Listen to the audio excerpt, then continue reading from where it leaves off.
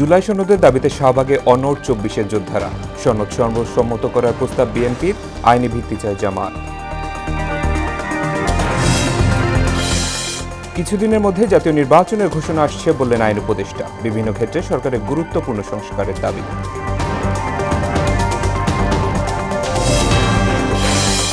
ফ্যাসিবাদের বিরুদ্ধে নারীদের সজাগ থাকার আহ্বান তারেক রহমানের। মৌলিক সংস্কার প্রশ্নে সব দলকে এক হওয়ার তাগিদ ফখরুলের।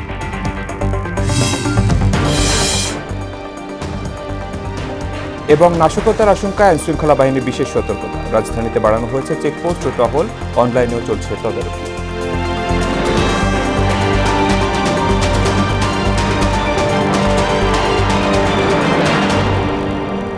আসসালামু আলাইকুম, সবাইকে মোহনা সংবাদে স্বাগত। শুনছিলেন শিরোনাম, পুরো সংবাদের সঙ্গে আছি শেখ সাব্বির হোসেন।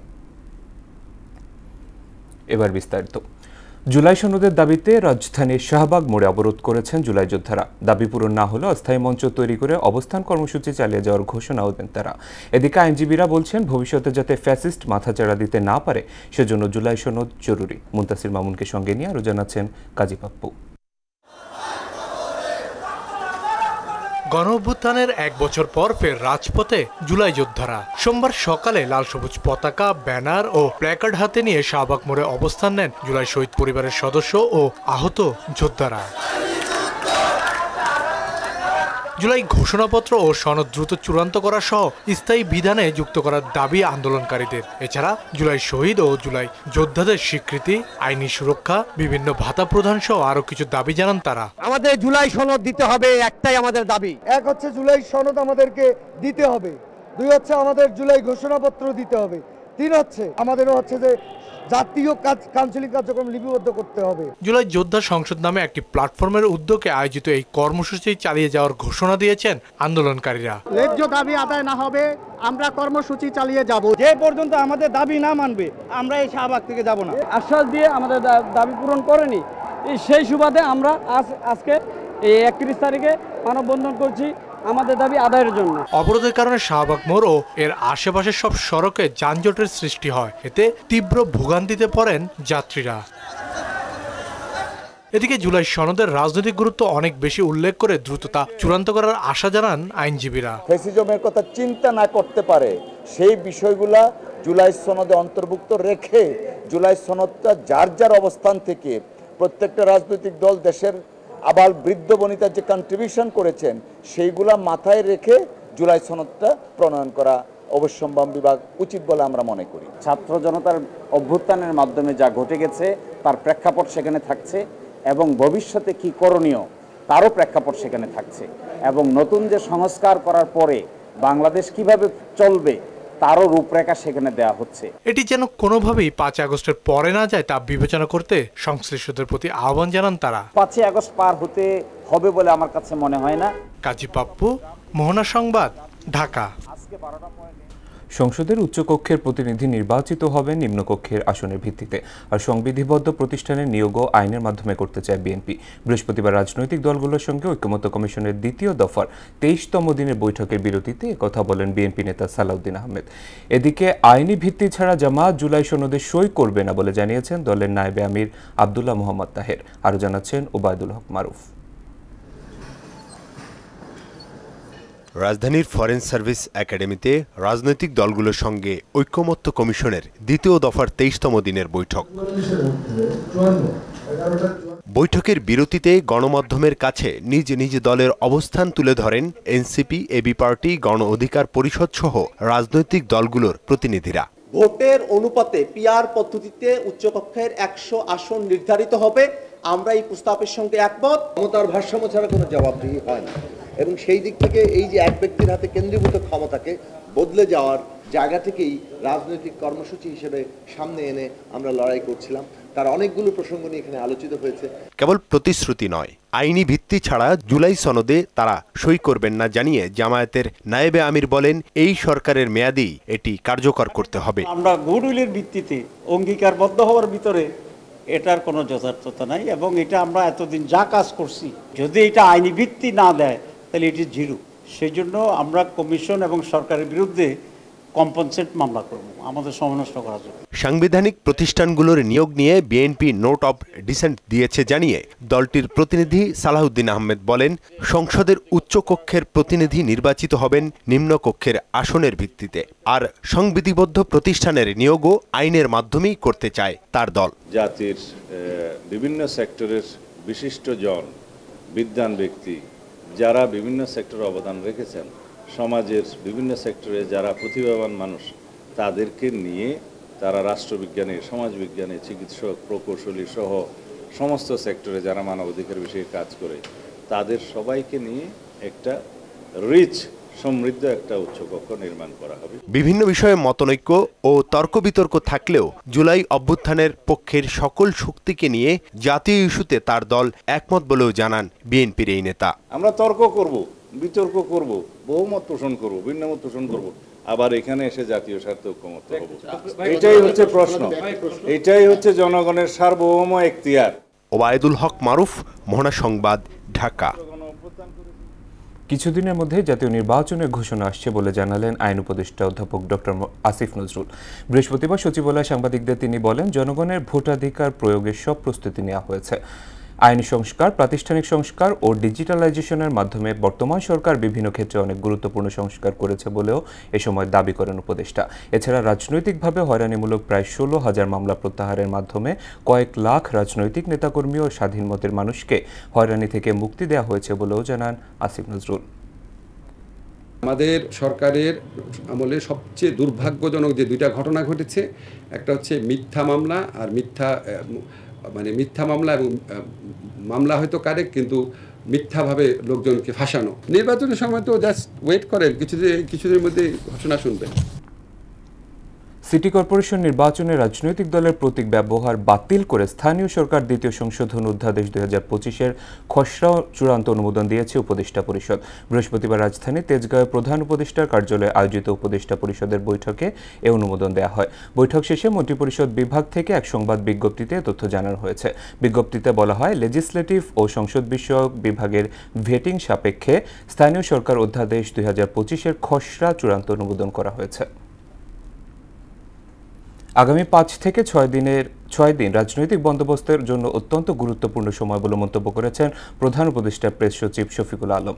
বৃহস্পতিবার দুপুরে সচিবালয় গণমাধ্যম কেন্দ্রে সাংবাদিকদের সঙ্গে মতবিনিময় সভায় তিনি আরও বলেন, প্রধান উপদেষ্টার ঘোষিত সময়ের মধ্যেই নির্বাচন অনুষ্ঠিত হবে। এ সময় আইনশৃঙ্খলা পরিস্থিতি প্রসঙ্গে তিনি বলেন, পুলিশকে নির্দেশ দেওয়া হয়েছে সব তথ্য জনগণের সামনে তুলে ধরতে। এখন পুলিশের মনোবল বৃদ্ধি পেয়েছে এবং পরিস্থিতি স্থিতিশীল রয়েছে। বাংলাদেশের ল অ্যান্ড অর্ডার সিচুয়েশন স্ট্যাবিলাইজেশনে আসছে, একটা স্ট্যাবল অবস্থায় আসছে এবং এটা সামনে আরও ইমপ্রুভ হবে। পুলিশের আর কনফিডেন্স বাড়ছে এবং এটা বাড়বে। ত্রয়োদশ জাতীয় নির্বাচনের জন্য সংসদীয় আসনের পরিবর্তনের খসড়া প্রকাশের পর দাবি আপত্তি আসা শুরু হয়েছে। বৃহস্পতিবার নির্বাচন ভবনে বাগেরহাট 4 আসন বহাল রাখার আবেদন অতিরিক্ত সচিব আলী নেওয়াজের কাছে জমা দিয়েছেন তাঁতি দলের যুগ্ম আহ্বায়ক কাজী মনিরুজ্জামান। আবেদন জমা দিয়ে মনিরুজ্জামান জানান, আসন কমে গেলে মোড়েলগঞ্জ শরণখোলার পর্যটন শিল্প ক্ষতির মুখে পড়বে, পিছিয়ে পড়বে সড়ক অবকাঠামোর উন্নয়ন। যেখানে আমাদের 20% রাস্তা এখন পর্যন্ত পাকা না, সেইখানে আজকে যদি সেই আসনের সাথে এখন এনে দিয়েছেন মোংলা উপজেলা এবং মোংলা পৌরসভা, সেইটা যদি আরও বৃদ্ধি হয়, আমাদের যে থোক বরাদ্দ হোক, অন্য উন্নয়নের যে বরাদ্দ হোক, সেই বরাদ্দগুলো যথার্থভাবে যাবে না। সেটা আমরা খুবই ক্ষতিগ্রস্ত হবে এবং আমাদের উন্নয়ন ব্যাহত হবে। ম্যানগ্রোভ সুন্দরবন সেইটা আমাদের শরণখোলায় আছে, মোড়লগঞ্জে আছে। আমাদের সেইখানে আরও পর্যটন শিল্প করা দরকার, আরও উন্নত করা দরকার, সেইটা আমরা কিন্তু পাচ্ছি না। দেশে ফ্যাসিবাদ যাতে মাথাচাড়া দিয়ে উঠতে না পারে সেজন্য নারী সমাজকে সজাগ থাকার আহ্বান জানিয়েছেন বিএনপির ভারপ্রাপ্ত চেয়ারম্যান তারেক রহমান। বৃহস্পতিবার বিকেলে জাতীয়তাবাদী মহিলা দলের আয়োজনে অনুষ্ঠিত এক আলোচনা সভায় ভার্চুয়ালি যুক্ত হয়ে তিনি এই আহ্বান জানান। জুলাই আন্দোলনে নারীদের আত্মত্যাগের কথা তুলে ধরে তিনি বলেন, অনেক মা তার সন্তান হারিয়েছেন। নারী সমাজের এই আত্মত্যাগের ধারাবাহিকতা সামনের দিনেও গুরুত্বপূর্ণ ভূমিকা রাখবে। আগামী জাতীয় নির্বাচন দেশের প্রতিটি নাগরিকের জন্য অত্যন্ত গুরুত্বপূর্ণ। দেশে যাতে আর কোনোভাবেই আর কোনোদিন ফ্যাসিবাদ, উগ্রবাদ, চরমপন্থা মাথা চাড়া দিয়ে উঠতে না পারে, এই ব্যাপারে বিশেষ করে নারী সমাজকে অত্যন্ত সতর্ক এবং সজাগ থাকতে হবে এবং সতর্ক এবং সজাগ থাকার জন্য আমি সমগ্র বাংলাদেশের মা বোনদেরকে আহ্বান জানাই। দেশ ও জনগণের স্বার্থে মৌলিক সংস্কার প্রশ্নে রাজনৈতিক দলগুলোকে একমত হওয়ার আহ্বান জানিয়েছেন বিএনপি মহাসচিব মির্জা ফখরুল ইসলাম আলমগীর। নির্বাচিত সরকার ক্ষমতায় এলে দেশের অনেক সংকট কেটে যাবে বলেও মন্তব্য করেন তিনি। এ সময় দেশের কোথাও কোনো নিয়ন্ত্রণ নেই বলে অভিযোগ করেন বিএনপির স্থায়ী কমিটির সদস্য ডক্টর জাহিদ হোসেন। বৃহস্পতিবার জাতীয় প্রেস ক্লাবে এক আলোচনায় এসব কথা বলেন তারা। আরও জানাচ্ছেন হুমায়ুন কবির। জুলাই আগস্ট গণ অভ্যুত্থানের বর্ষপূর্তি উপলক্ষে জাতীয় প্রেস ক্লাবের আয়োজনে আলোচনা সভায় অংশ নেন বিএনপি মহাসচিব মির্জা ফখরুল ইসলাম আলমগীর ও বিভিন্ন গণমাধ্যমের সম্পাদক সহ সিনিয়র সাংবাদিকরা। এই সময় সম্পাদকরা অতীতে তাদের উপর নিপীড়নের বর্ণনা দিয়ে সংবাদ পরিবেশনের প্রতিবন্ধকতা তুলে ধরেন। সাংবাদিকতার সবচেয়ে বড় সমস্যা বাংলাদেশে এই এলিটিজম। যতদিন না আমরা সকল সম্পাদককে সকল সাংবাদিককে এক নজরে দেখতে পাবো ততদিন পর্যন্ত আমাদের মুক্তি নাই। অনেকে ধরে নিয়েছেন যে বিএনপি হয়তো ক্ষমতায় চলে আসছে। আমার কেন যেন মনে হয় রাজনীতির দিকে নেই, রাজনীতিতে এখনো ভেজাল আছে। সেই ভেজাল মুক্ত না হলে ক্ষমতায় আসাটা হয়তো কঠিন হবে। বিএনপি স্থায়ী কমিটির সদস্য ডাক্তার এজেডএম জাহিদ হোসেন ফেব্রুয়ারিতে নির্বাচন আয়োজনের দাবি জানান। কোনো ধরনের কোনো ডিক্লারেশন নাই, অর্থাৎ মগের মুল্লুকের মধ্যে আমরা চলছি। কাজে থেকে বের হয়ে আসতে হলে ওই যে এনাফ ইজ এনাফ যা বলেছে ফেব্রুয়ারির দ্বিতীয় সপ্তাহের মধ্যে দয়া করে জনগণকে তার অধিকার প্রয়োগ করার সুযোগটা সৃষ্টি করে দিয়ে ইজ্জত সম্মান নিয়ে বিদায় হন। এ সময় জনগণের স্বার্থে মৌলিক সংস্কারের বিষয়ে রাজনৈতিক দলগুলোকে একমত হওয়ার আহ্বান জানান বিএনপি মহাসচিব মির্জা ফখরুল ইসলাম আলমগীর। এত সমস্যার পরেও আমরা দেখলাম যে 12টা মৌলিক বিষয়ে আপনার একটা ঐকমতে এসছে, বাকিগুলো ঐকমতে যাওয়ার চেষ্টা হচ্ছে। যে মৌলিক বিষয়গুলো আছে সেই বিষয়গুলো সমাধান করে ফেব্রুয়ারি মাসের মধ্য সময়ে আপনার নির্বাচনটা হবে। আমার মনে হয় যে সেটা হলেই বোধহয় অনেক সমস্যা, অনেক আপনার আমাদের দ্বিধা, সেই দ্বিধা কাটিয়ে আমরা একটা জায়গায় পৌঁছে দিতে পারবো। নির্বাচিত সরকার না থাকায় মানুষ কোথাও তাদের অভিযোগ অনুযোগ জানাতে পারছে না বলেও অভিযোগ করেন তিনি। একটা কথা বলার কেউ নেই, কাকে বলবেন, কি বলবেন? আমাদের কাছে এসে ভিড় করছে লোকজন যে আমাদের এই প্রবলেম হচ্ছে, এই প্রবলেম হচ্ছে, এই প্রবলেম হচ্ছে। হুমায়ুন কবির, মোহনা সংবাদ, ঢাকা। গোপালগঞ্জের সাম্প্রতিক সহিংসতায় কোনো প্রাণঘাতী অস্ত্র ব্যবহার হয়নি বলে জানিয়েছে সেনাবাহিনী। বৃহস্পতিবার রাজধানীতে এক প্রেস ব্রিফিংয়ে কর্নেল শফিকুল ইসলাম জানান, ঘটনার সত্যতা যাচাইয়ে কাজ করছে তদন্ত দল। দেশব্যাপী জননিরাপত্তা নিশ্চিত ও সন্ত্রাস দমন সহ পার্বত্যাঞ্চলের সংঘাত দমনে সেনাবাহিনীর সাফল্যের কথাও জানান তিনি। মুনতাসির মামুনের প্রতিবেদন।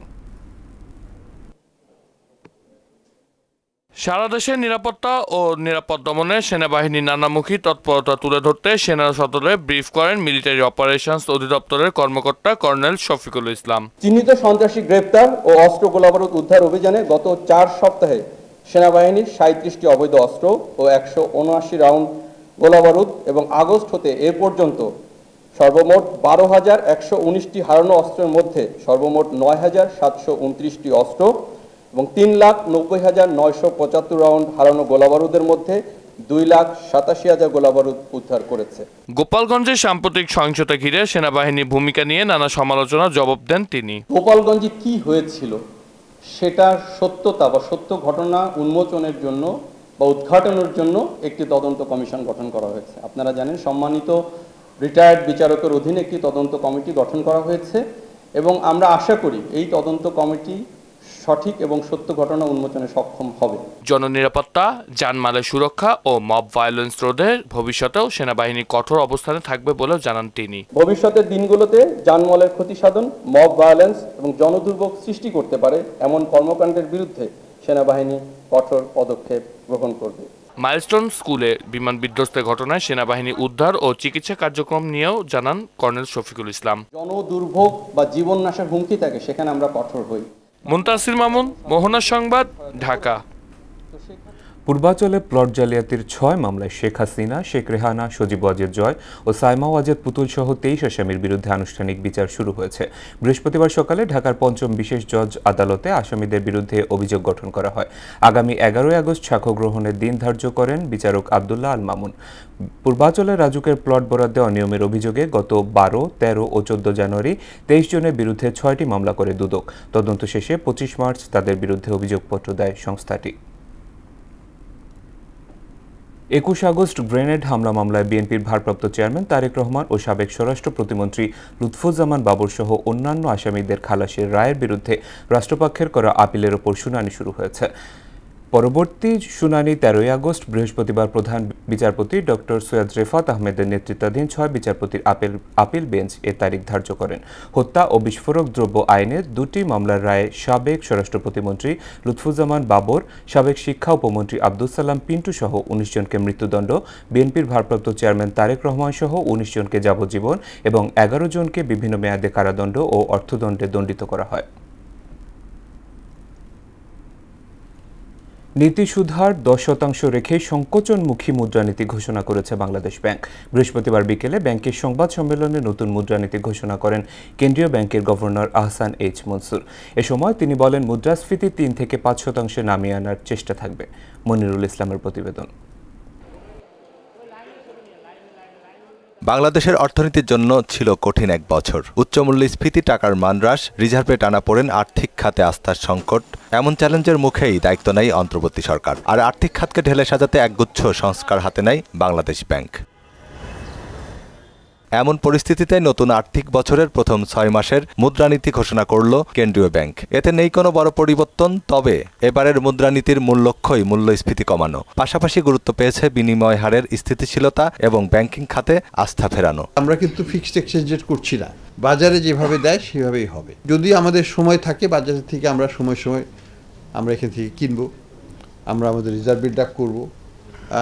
ইন এডিশন টু IMF বা ওয়ার্ল্ড ব্যাংক থেকে যে অর্থ আমরা পাই তার বাইরেও আমরা এখান থেকে কিনবো। ইতিমধ্যে আমরা $500 বিলিয়ন, $500 মিলিয়নের মতো কিনেছি। যদিও মুদ্রাস্ফীতির চাপে অনেকটাই বিপর্যস্ত ছিল সাধারণ মানুষ, সেই চাপ কমাতে বাংলাদেশ ব্যাংক 10% রেপো রেট, 11.5% ঋণ প্রদান হার এবং 8% আমানত গ্রহণ হার বহাল রেখেছে। বাজারে এখন পর্যন্ত যেটা দেখছি যে চালের দামটা ছাড়া বা মোটামুটি অন্যান্য দামগুলো একটা স্থিতিশীল অবস্থায় আছে এবং এটাকে যদি আমরা সেভাবে রাখতে পারি তাহলে আমাদের মূল্যস্ফীতি কমে আসতে বাধ্য।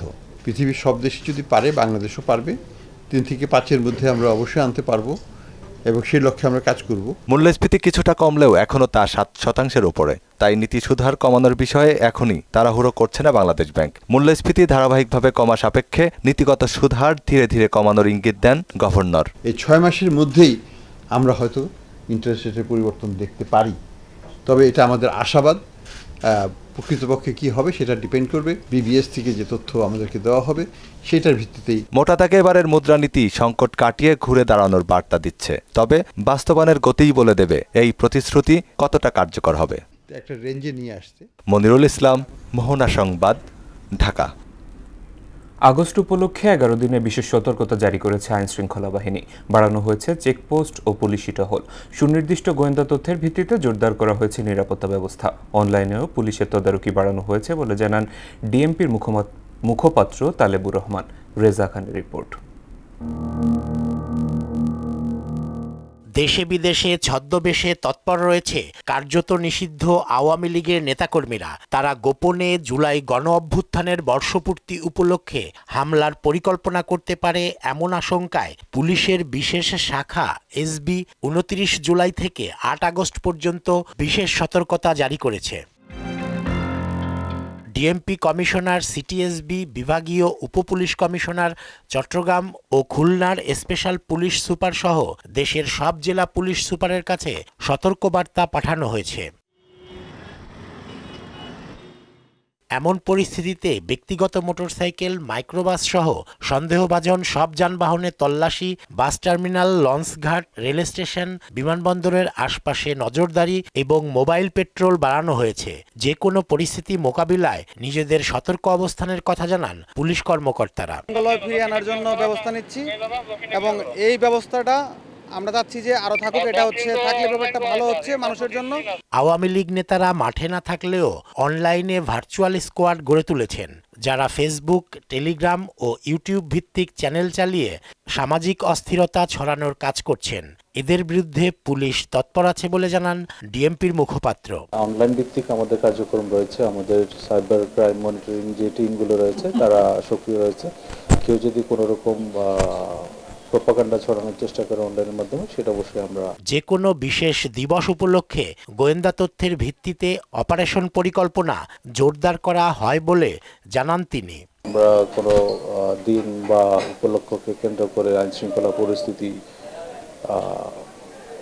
নিয়ন্ত্রণে রাখার জন্য যে আমাদের অপারেশন পরিকল্পনা, সেগুলো যদি কোনো গোয়েন্দা তথ্য থাকে সেটার উপর ভিত্তি করে আমরা এরকম সতর্কতা অবলম্বন করি। একই সঙ্গে গ্রেপ্তারি পরোয়ানা তামিল, সাইবার পেট্রোলিং এবং গোয়েন্দা নজরদারি জোরদারের নির্দেশও রয়েছে। পরিস্থিতি বর্তমান যে অবস্থাতে রয়েছে একটা স্থিতিশীল অবস্থা।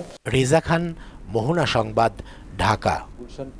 চট্টগ্রামে বরাবরের মতো এবারও বর্ষায় বেড়েছে ডেঙ্গু ও চিকুনগুনিয়া আতঙ্ক। গত 24 ঘন্টায় ডেঙ্গুতে আক্রান্ত হয়েছে 23 জন। গেল 7 মাসে মৃত্যু হয়েছে 13 জনের। বাজারের শহরের অলিগলি, বাজার, ড্রেন কিংবা নির্মাণাধীন ভবনসহ সব জায়গায় যেন মশার প্রজনন কেন্দ্রে পরিণত হয়েছে। রিয়াজউদ্দিনের প্রতিবেদন, জানাচ্ছেন সিফাত রহমান জেসি। চট্টগ্রামে দিন দিন ভয়ঙ্কর হচ্ছে ডেঙ্গু, তার সাথে এবার যোগ হয়েছে চিকুনগুনিয়াও। গত 24 ঘন্টায় ডেঙ্গুতে আক্রান্ত হয়েছেন 23 জন। জানুয়ারি থেকে এ পর্যন্ত মোট আক্রান্ত 865 জন, এর মধ্যে মৃত্যু হয়েছে 13 জনের। আর চিকুনগুনিয়া চলতি বছর জানুয়ারি থেকে জুলাই পর্যন্ত আক্রান্ত হয়েছেন 184 জন। 103 ডিগ্রি নিচে নামতেছে না জ্বর, পরে এখানে আসলাম, পরে ডেঙ্গু পজিটিভ হয়েছিল। প্রত্যেক জয়েন্টে ব্যথা, তারপর বমি ভাব, মাথা ব্যথা। বাসায় থাকতে 2 দিন যাবত জ্বর ছিল, 104-এর উপরে টেম্পারেচার হয়ে গেছিলো, মানে উনি শোয়া থেকে উঠতে পারতেছিল না জয়েন্ট পেইনের জন্য, যার কারণে আমরা ভর্তির জন্য নিয়ে আসছিলাম আর কি। প্রেশারটা কমে গেছিলো। ডাক্তার দেখাইছিলাম, একেও বলছে যে এখানে 26,000 চলে আসছে, তোমরা সিটাং মেডিকেলে চলে যাও। আমার জ্বর হয়েছিল ঢাকা, তারপরে এখানে পরীক্ষা নিরীক্ষা করার পরে চিকুনগুনিয়া, এরা যেটুক দেওয়ার এটা তো দিচ্ছেই, আরগুলো নিজের থেকে পরীক্ষা নিরীক্ষাগুলো করতেছি। ডেঙ্গু আর চিকুনগুনিয়া নিয়ে ল্যাব আর হাসপাতালের দেয়া তথ্যের চেয়েও পরিস্থিতি আরও বেশি ভয়ানক বলছেন বিশেষজ্ঞরা। চট্টগ্রাম মেডিকেল কলেজ হাসপাতালে ডেঙ্গু পরীক্ষার সব প্রস্তুতি থাকলেও রয়েছে চিকুনগুনিয়ার কিট সংকট। চিকুনগুনিয়া ডায়াগনোজ করার জন্য আলাদা একটা কম্বো কিটস দরকার আছে, এবং আপনার যে কিটসগুলো আমরা সরকারিভাবে এখনও পর্যন্ত অ্যাভেলেবল আমরা হয় নাই, তবে এটা অন দ্য ওয়ে বা পর্যায়ক্রমে আছে। আশা করছি আমরা শীঘ্রই পেয়ে যাব। চিকুনগুনিয়া রোগটা আসলে ঠিক ডেঙ্গুর মতোই, একই ভেক্টর দিয়ে, একই মশা দিয়ে ছড়ায়। রোগের ইয়ার মধ্যে হচ্ছে আপনার জ্বর আসবে, তার সুপ্তিকাল পর্যন্ত এটা গিরা ব্যথা থাকবে, এবং আমরা এটা বলি যে 4th-5ম দিন থেকে 10 দিন পর্যন্ত, অন্য কোনো ক্ষেত্রে 2 সপ্তাহ পর্যন্ত গিরা ব্যথাটা থাকে। সন্ধ্যার সময় আমরা ফুল হাতা শার্ট পরিধান করব, এবং আমাদের শরীরের যে অংশগুলো আনকাভার থাকবে ওখানে আমরা অডোমস এই জাতীয় ওষুধগুলো ব্যবহার করব, পায়ের মধ্যে সহ, অতটা যদি পারি আমরা মোজা ব্যবহার করব।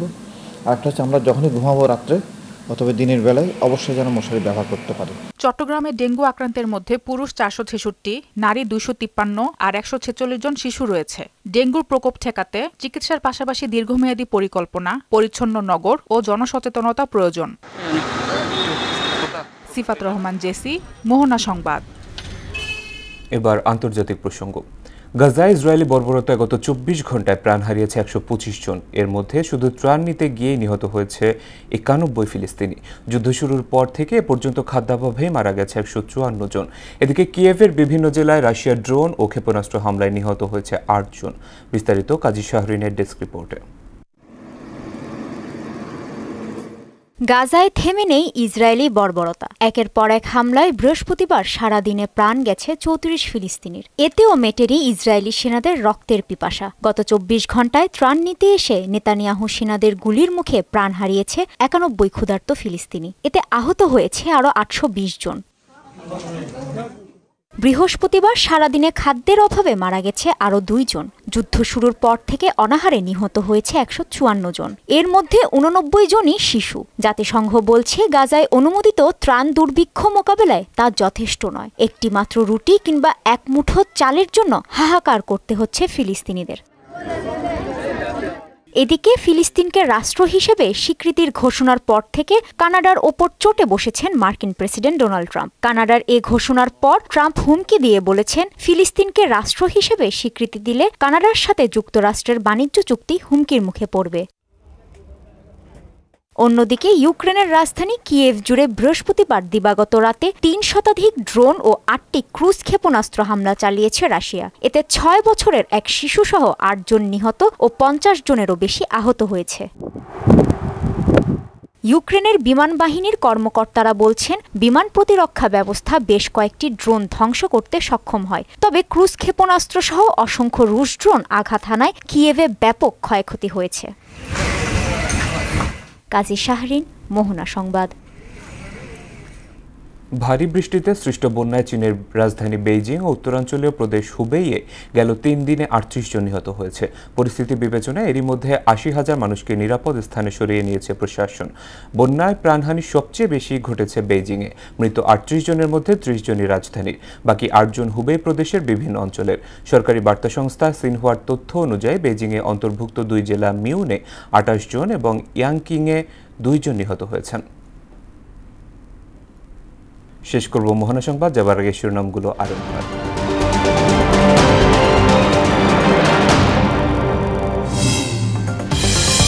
জুলাই সনদের দাবিতে শাহবাগে অনড় ২৪-এর যোদ্ধারা। সনদ সর্বসম্মত করার প্রস্তাব বিএনপির, আইনি ভিত্তি চায় জামায়াত। কিছুদিনের মধ্যে জাতীয় নির্বাচনের ঘোষণা আসছেন বলেন আইন উপদেষ্টা। বিভিন্ন ক্ষেত্রে সরকারের গুরুত্বপূর্ণ সংস্কারের দাবি। ফ্যাসিবাদের বিরুদ্ধে নারীদের সজাগ থাকার আহ্বান তারেক রহমানের। মৌলিক সংস্কার প্রশ্নে সব দলকে এক হওয়ার তাগিদ ফখরুলের। এবং নাশকতার আশঙ্কায় আইনশৃঙ্খলা বাহিনীর বিশেষ সতর্কতা। রাজধানীতে বাড়ানো হয়েছে চেকপোস্ট ও টহল, অনলাইনেও চলছে তদারকি।